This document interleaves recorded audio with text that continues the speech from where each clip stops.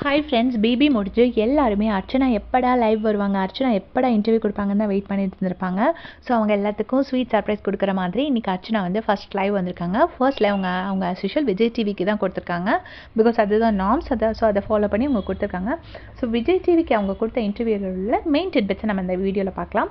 So Vijay TV அவங்கக்கிட்ட கேட்டிருக்காங்க, இந்த மாதிரி உங்களுக்கு யார் ஸ்ட்ராங் கண்டஸ்டர்னு ஃபீல் பண்ணுறீங்க அப்படின்னு கேட்டிருக்காங்க. அதுக்கு வந்துட்டு அர்ச்சனா வந்து எல்லாருக்குமே தெரிஞ்ச அதே ஆன்சர் தான் சொல்லியிருக்காங்க. ஸோ ஃபர்ஸ்ட் ஹாஃபில் பிரதீப் ப்ரோ அப்படின்னு சொன்னாங்க. ஸோ பிரதீப் ப்ரோ அவங்க அர்ச்சனா எவ்வளோ சப்போர்ட் பண்ணாங்க, எவ்வளோ அட்மையர் பண்ணாங்க அப்படிங்கிறது நமக்கு தெரியும். வீட்டில் இருக்கும்போதே சொன்னாங்க, நான் ஏதோ ஒரு 10 பேர் அடித்து டான் ஆனவன் இல்லைடா, நான் அடித்த 10 பேருமே டான்டா அப்படிங்கிற டயலாக் பிரதீப்க்கு சொல்லியிருப்பாங்க.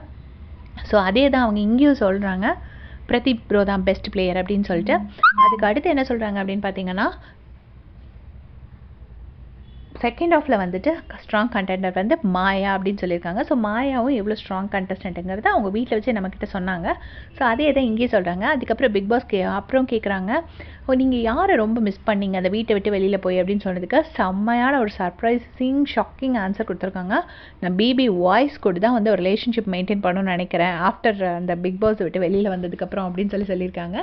ஸோ அர்ச்சனாக்கு வந்து அங்கே கொஞ்சம் ஃப்ரெண்ட்ஸ் கம்மியாக இருந்ததுனால அவங்க பிக் பாஸ் வாய்ஸை சூஸ் பண்ணியிருக்காங்க. ஸோ அதை பற்றி நீங்கள் என்ன நினைக்கிறீங்கன்னு உங்கள் கமெண்ட்ஸில் சொல்லுங்கள். Thanks for